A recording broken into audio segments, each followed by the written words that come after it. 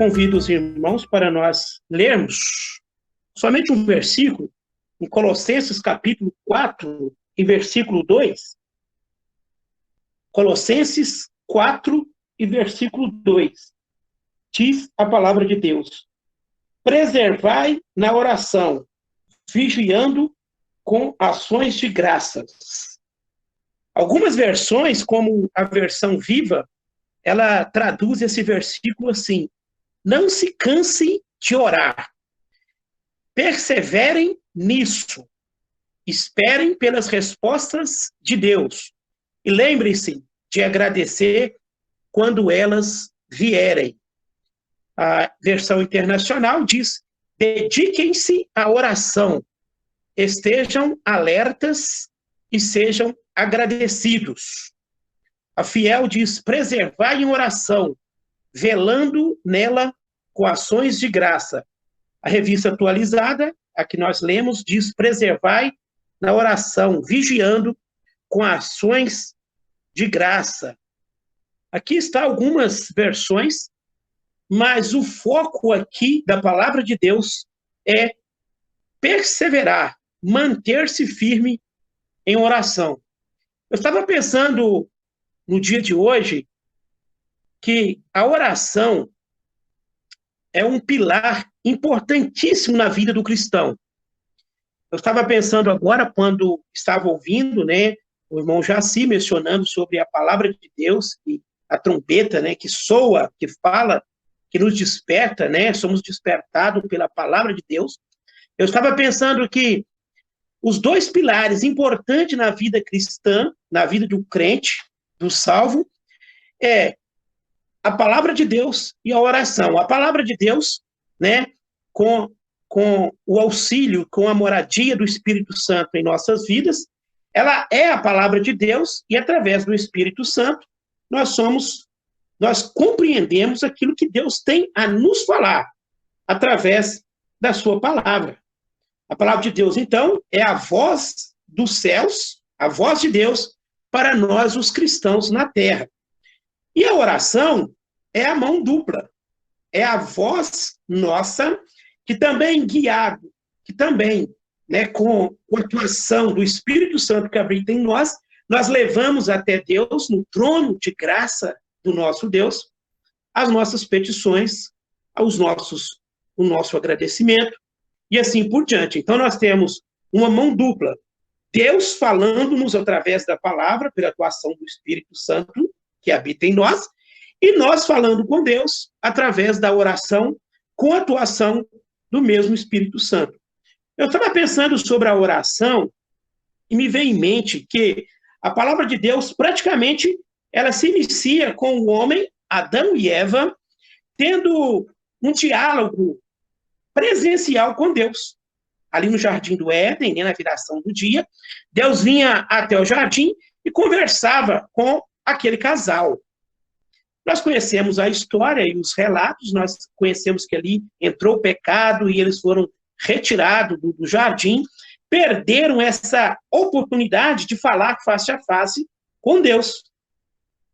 Mas nós vemos que em Gênesis capítulo 4, 26, nós podemos até ler para compreendermos, diz assim, que Adão e Eva, depois de serem expulsos do jardim, eles tiveram um filho, a quem pôs o nome de Sete, e depois Sete teve um filho, o qual pôs o nome de Enos, daí se começou a invocar o nome do Senhor. Então nós vemos aqui já, em Gênesis capítulo 4, 26, que novamente o homem, Enos, aqui, começa a invocar o Senhor. Nós vemos aqui a apresentação da oração. Quando nós olhamos para os textos bíblicos, nós vamos andando no decorrer da palavra de Deus, nós vamos vendo os patriarcas, como Jacó, no capítulo 32 de Gênesis, ele com medo do encontro com seu irmão, ele ora ao Senhor, e ele não somente ora ao Senhor, mas como ele luta com o próprio Deus ali, quando o Deus luta com ele, ele preserva ali, ele tem aquele encontro com Deus, aquela luta, e nós conhecemos a história, e nós vemos que ali até Deus muda o seu nome, né? Então nós vemos que na sua oração, um pouquinho antes dessa luta com Deus, nós vemos que ele ora ao Senhor dizendo, o Deus de Abraão, de Isaac, ou seja, ele conhecia a prática de seus pais na oração, então a oração também era comum, era prática constante na vida de Abraão e de Isaac e agora de Jacó, e assim vai passando por todos os patriarcas, os profetas, os sacerdotes, né, do Velho Testamento. Nós chegamos ali em Elias, no capítulo, no primeiro livro de Reis, né, no capítulo 17, vemos que Elias orou ao Senhor, né, e por 3 anos e meio, né, diz Tiago, que não derramou Deus água sobre a terra, porque Elias orou, e depois Elias volta a orar, e ali Deus derrama chuvas com abundância sobre a terra. Nós podemos ver que Davi, ele invocava o nome do Senhor em oração, em súplicas, constantemente. Então nós temos ali a prática de Davi na oração. Nós lembramos de Daniel, que separava-se 3 momentos do dia exclusivamente para a oração. Nós lembramos também de Paulo e Silas na prisão, ali de Atos, capítulo 16, quando os 2 presos, depois de levar açoites, diz a palavra de Deus que eles oravam e cantavam louvor ao Senhor, né? E nós conhecemos o que aconteceu quando esses homens oram. E o texto que nós acabamos de ler, em Colossenses capítulo 4, versículo 2, diz, orai sem cessar, perseverai em oração, não deixai de orar. Esta é a vontade de Deus, que nós, os salvos, estejamos orando constantemente. E se Deus manda nos orar, é porque Deus sabe da importância da oração dos seus filhos diante do seu trono de graça. Né? O nosso Deus manda nos orar porque Ele conhece a nossa fraqueza, Ele conhece a nossa pobreza, as nossas dificuldades, as nossas aflições, e Ele sabe que é o momento oportuno para nós, os salvos, colocarmos diante de Deus as nossas necessidades. Eu estava ouvindo esses dias de manhã, eu tenho ouvido o devocional de Spurgeon, e há muitos que falam sobre a oração. E eu anotei um textinho aqui que ele menciona, que eu achei interessante. Ele diz que a oração do crente, a oração do salvo, dos filhos de Deus, é como um sussurro de criança, né?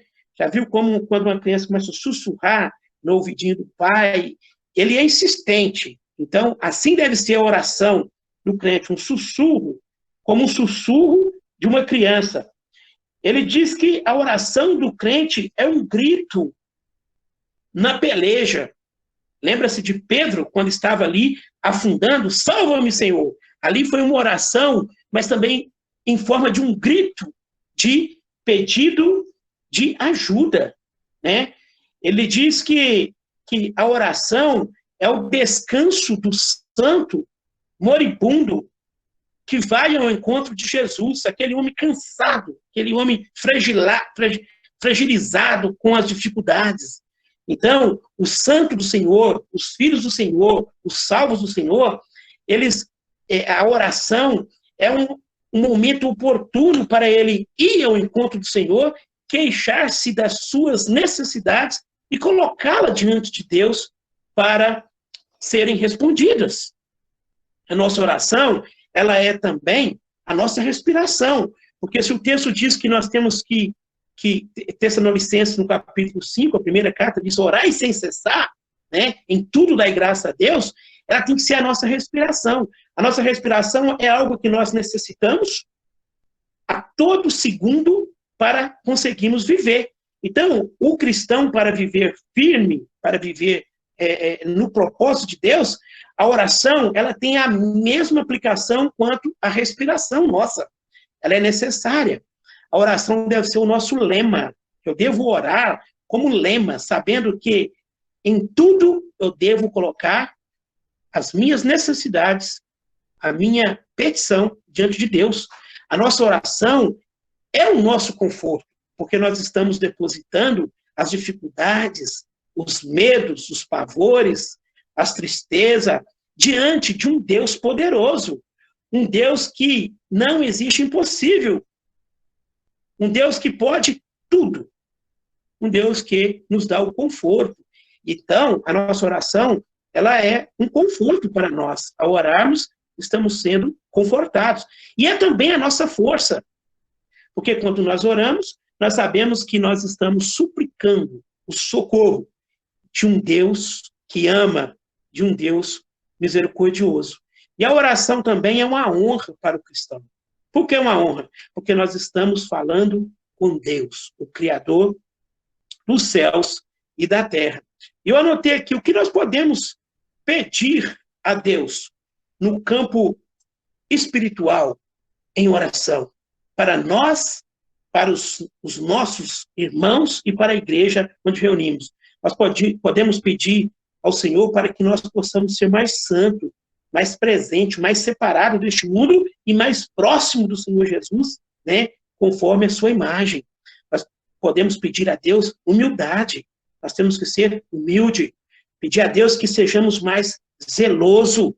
Pedir a Deus que sejamos mais paciente. Pedir a Deus uma comunhão mais íntima nossa com Ele e com seu Filho, o Senhor Jesus, né? Quando nós oramos, é como se nós entrássemos numa sala do banquete, e esse banquete é o banquete do Senhor Jesus Cristo, o banquete do amor de Cristo, do amor de Cristo, né? Então, ao pensarmos na oração, nós podemos colocar todas essas coisas diante de Deus. Eu também anotei aqui a parte e quero repassar rapidamente.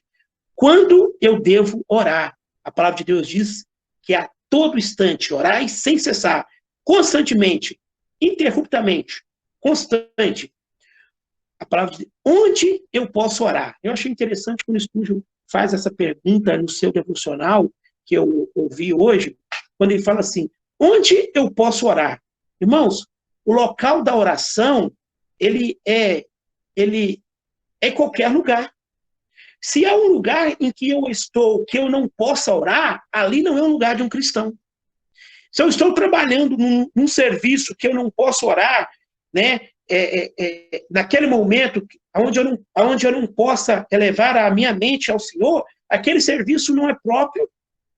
Se eu estou num lugar onde eu não posso orar, né, numa festinha, num encontro, no meio de famílias que a oração é impedida de ser exercida, eu não posso estar naquele lugar. Então, o lugar de orar é em todo lugar. E se há algum lugar onde eu não possa orar, ali também eu, como cristão, não devo estar. O que eu devo pedir? Irmãos, tenhamos liberdade para pedir ao Senhor. Pedir pelas coisas grandes. Pedir pelas coisas menores. Pedir pelas coisas que muitas vezes nós julgamos insignificante. Mas o Senhor quer que peçamos a Ele, que levemos a Ele todas as nossas necessidades em oração. Ele quer saber, Ele sabe, mas Ele quer saber da nossa própria boca, que nós necessitamos do socorro do Senhor para as coisas grandes e também para as coisas menores. E nós também devemos agradecer. Irmão, devemos ter um coração agradecido, um coração que saiba discernir que a bênção chegou, que eu apossei dessa bênção, que o Senhor me respondeu no momento mais difícil. E diante desta bênção recebida, o que eu faço? O que eu faço? Eu elevo a Deus o meu agradecimento ao Senhor pelas bênçãos, pela resposta da sua oração na minha vida, na vida da minha família, na vida da igreja, na vida do país, na vida do mundo, quando eu coloquei as necessidades diante de Deus, né? E para terminar, irmão, me faz pensar algo, que a palavra de Deus, ela termina com uma oração. Ela se conclui com o apóstolo João dizendo amém em Apocalipse capítulo 20, depois de presenciar aquela cena, aquele céu maravilhoso, né? Ele diz no capítulo 22 de Apocalipse, no versículo 20, aquele que dá testemunha destas coisas, diz, certamente venho sem demora. Amém. Vem, Senhor Jesus. Né? O amém aqui está ligado a um momento de oração. A palavra de Deus, então, nós vemos que ela é recheada de oração. E nós, os salvos, devemos orar sem cessar, em todo instante, em qualquer lugar, a todo momento, colocando todas as nossas necessidades, quer sejam elas menores, quer sejam elas grandes, certas de que o nosso Deus irá nos responder, irá nos socorrer no momento certo, na hora oportuna. E nós também saibamos reconhecer que recebemos a bênção e agradecemos ao Senhor pela grande bênção que Ele tem derramado sobre as nossas vidas. Que o Senhor possa nos fazer cada vez mais entendermos a importância deste momento de epidemia, deste momento de isolamento. Eu acho que o nosso lema deve ser oração. Preservai, perseverai na oração. Que o Senhor possa nos abençoar e nos fazer entender a importância da oração dos seus servos colocada diante do seu trono de graça.